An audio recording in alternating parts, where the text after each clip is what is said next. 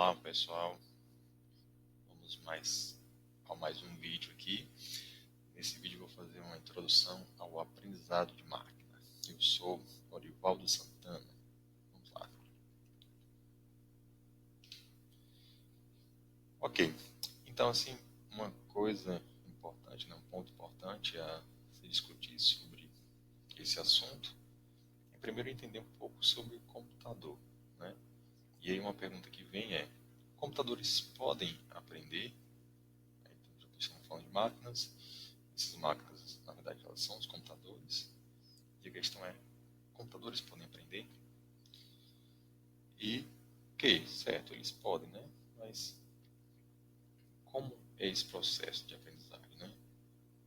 Eles aprendem por conta própria, né? Como um ser vivo, né? O processo de aprendizagem do computador é semelhante a um ser vivo, a um de um animal ou de um ser humano, que consegue aprender as informações que são apresentadas e até de maneira não estruturada?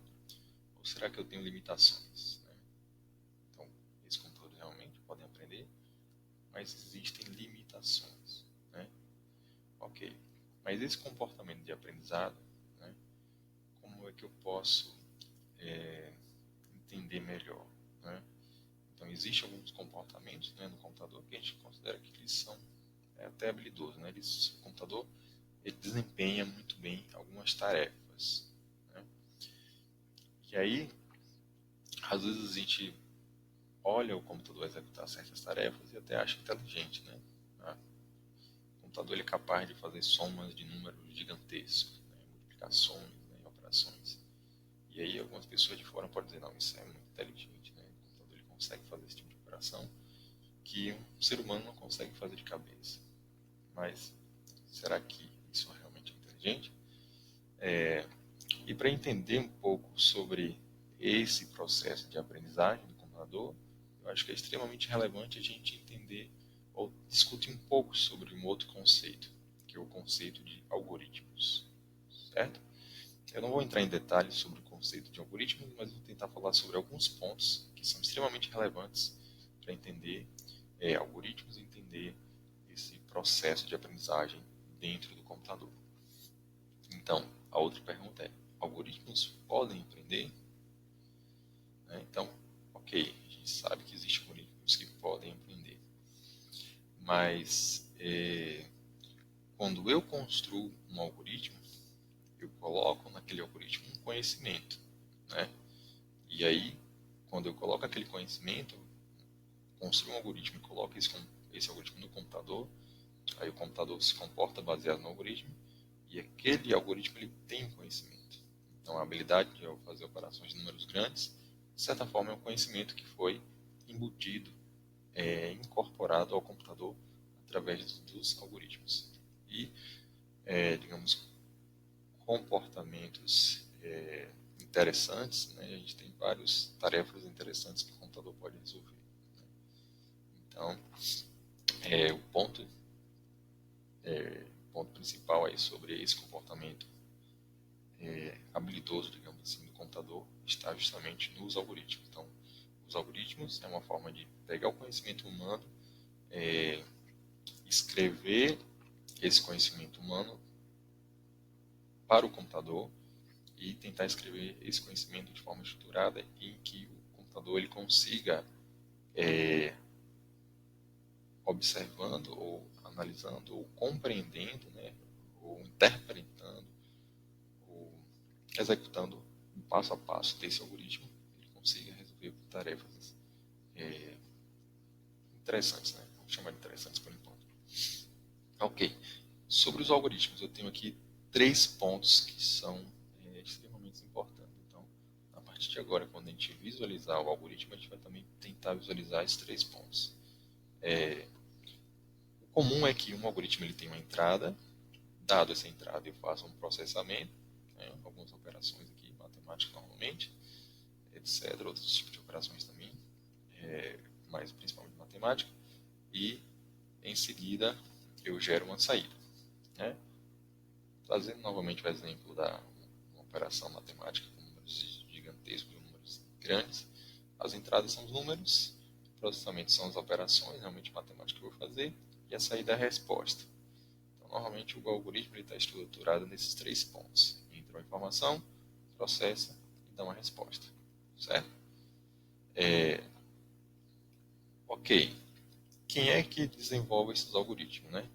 Quem detém o conhecimento. Então, o ser humano que detém o conhecimento sobre determinada área, ele tenta organizar, estruturar esse conhecimento e organizar de modo que ele consiga escrever um algoritmo e esse algoritmo vai ficar compreensível pelo computador. Beleza? Ok, mas eu posso construir algoritmos, né? Eu posso projetar algoritmos para que tenham uma capacidade de aprendizagem, né? Eu posso produzir ou elaborar ou desenvolver algoritmos que aprendam? Sim, ok, eu posso, né? Mas a gente tem uma classe enorme de algoritmos, mas a gente vai tentar focar mais nos algoritmos que têm esse comportamento aqui, né, que estão estruturados dessa maneira: entrada, processamento e saída. Mas que tenha pelo menos uma entrada, um processamento e uma saída, né? Então, focar nisso aqui. Então, quando vocês pensarem em um computador, pensar em um algoritmo, pensar em um programa de computador, tentem organizar o pensamento de vocês, né? Tentando extrair quais são esses elementos do computador, do programa ou do algoritmo que vocês estão analisando. Ou até de um problema que vocês querem resolver. De certa forma, esse problema vai ter que ser estruturado desta maneira. E os problemas de aprendizagem que a gente vai tratar aqui, boa parte deles também estarão estruturados assim. Então, falei, mas que tal uma definição um pouco mais exata, né? Uma definição um pouco mais estruturada, né? Então, vou trazer aqui uma definição de Tom Mitchell, é um autor, né, da área de aprendizagem de máquina. Ele tem um livro muito bom, um livro clássico, referência aí nessa área. Então, vamos tentar estudar um pouco sobre essa definição. Então, posso dizer que um programa de computador aprende a partir de uma experiência certo? Então, para que o computador aprenda, eu preciso de experiência, né? E as experiências, como é que eu trago experiências? Como é que essas experiências surgem para o algoritmo? Como é que essas experiências surgem para o computador? Elas surgem através de dados, então, através de informações. Vamos focar em dados. Eu tenho dados que vão representar ou vão conter essa experiência, certo? Então, eu tenho a experiência, que são os dados, certo? Eu também tenho uma classe de tarefas. Eu tenho algumas tarefas, né? Eu tenho vamos chamar aqui, algumas habilidades, algumas ações, né? Algumas tarefas que o computador pode resolver. Então, aqui a gente vai saber que existe uma limitação de tarefas, né? Então, em relação à tarefa, a gente tem que perceber que existe essa limitação, né? Não é qualquer tarefa. Tem uma classe de tarefas que esse computador vai resolver e tenho experiências, né, relacionadas a essa tarefa. Ok, mas aí eu vou precisar também de uma medida de desempenho. Eu preciso de alguma métrica, de algum valor que dê algum indicativo de que aquele processo ele está evoluindo, que aquele processo de aprendizagem ele está evoluindo, certo?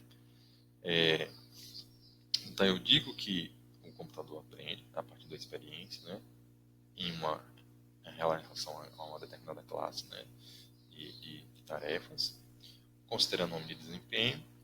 Se o seu desempenho nessas tarefas T, medidos por P, melhora com a experiência E.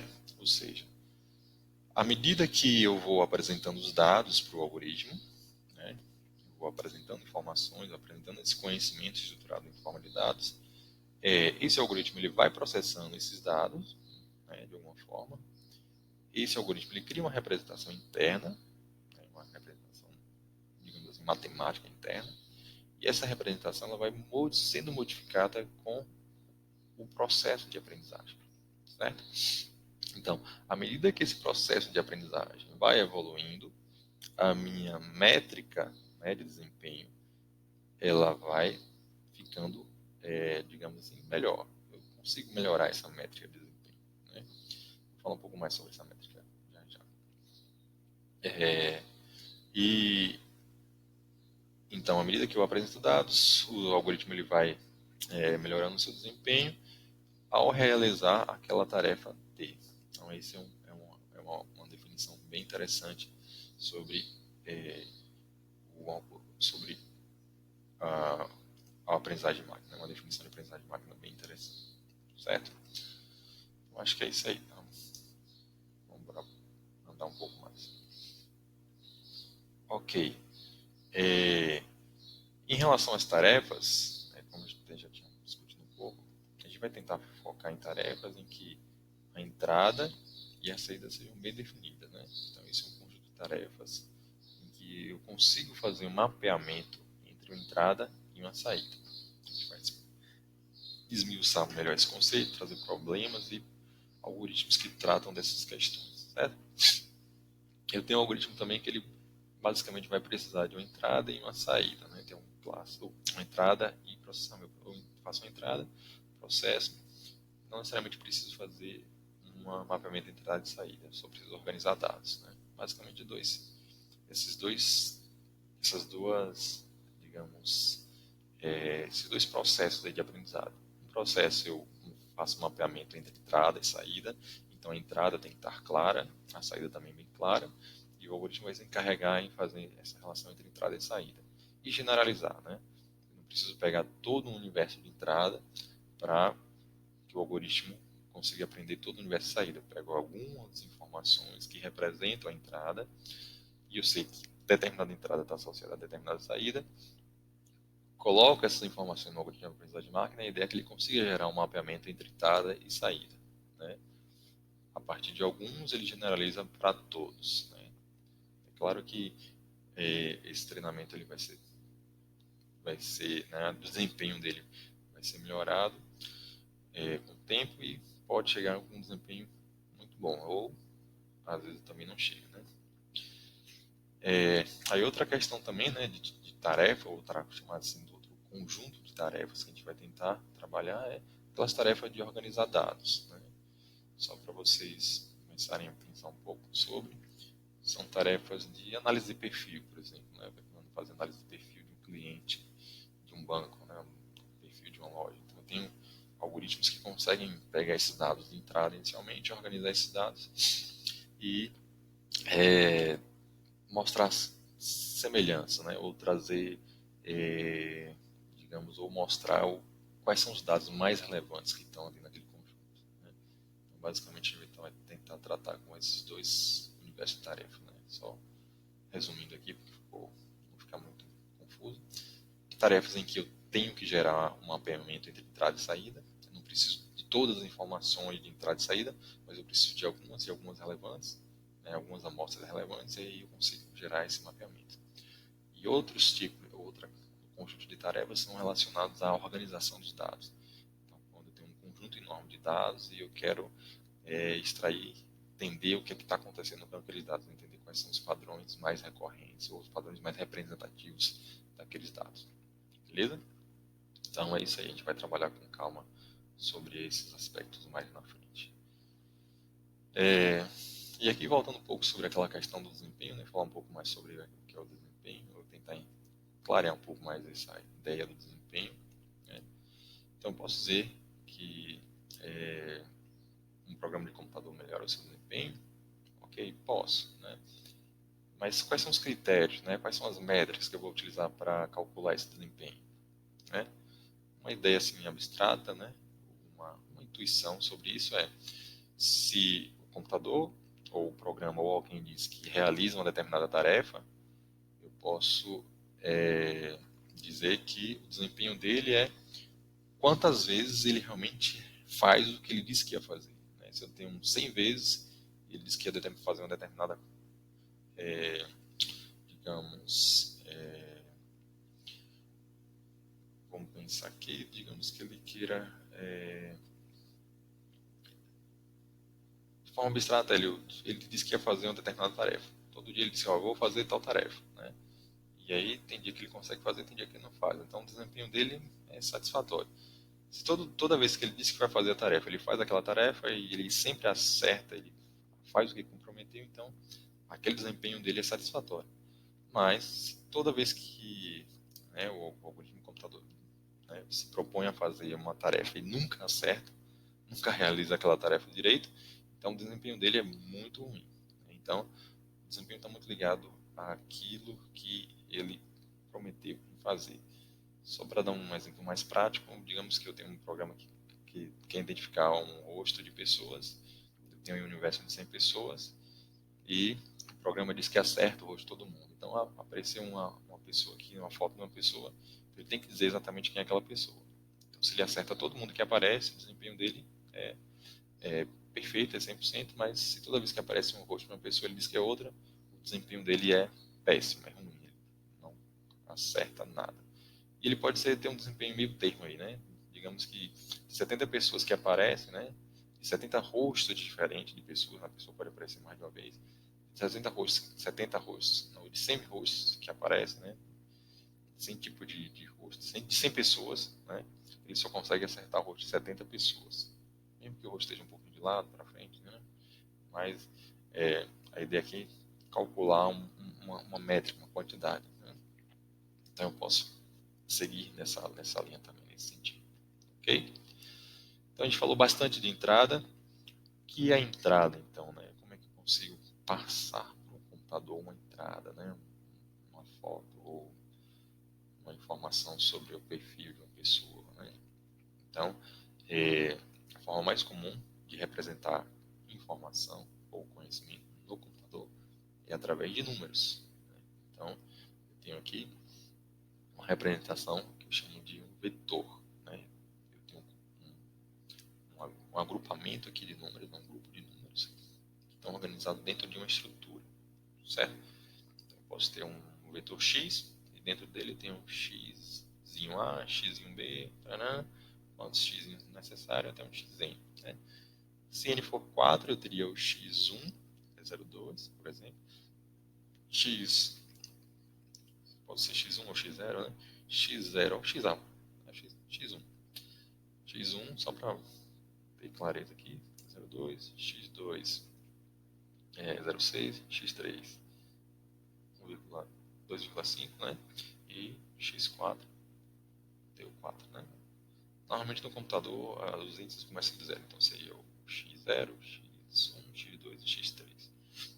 Mas essa notação não é tão relevante agora. É importante perceber que a representação é feita de forma numérica e boa parte dessa representação, né, a forma mais comum é usar vetores, né, para representar esses dados, essa informação. Beleza? Então é isso. E espero vocês no próximo vídeo.